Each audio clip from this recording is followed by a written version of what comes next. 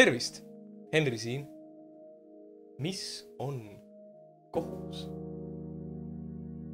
Kohus on sisemine moraalne vajadus täita kohustusi. Sõbra kohustus on oma sõpru toetada ja aidata.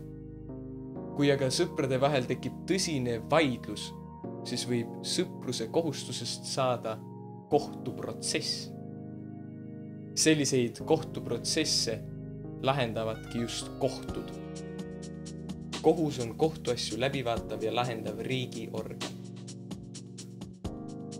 Silme ette võib tulla pilt parukaga härrasmehest, kes haamriga vastu lauda taob.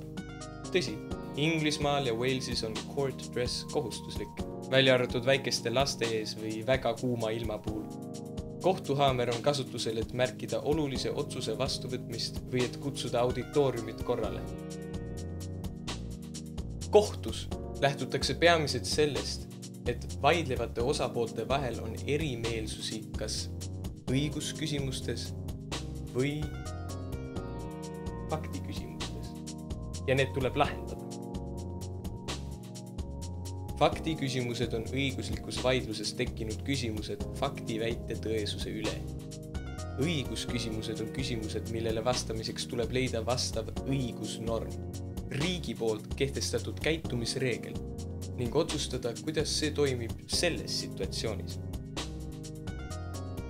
Kohtu ülesanded on rahu tagamine, avaliku võimu kontrollimine, põhiseadusandlikkuse järelevalve, vaidluste lahendamine, kuriteos süüdimõistmine, õiguse kujundamine ja loomine.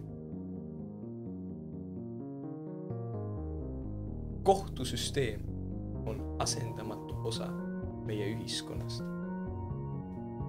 Mõelge, missugune oleks maailm ilma kohuseta. Ja nagu alati, aitäh vaatamast!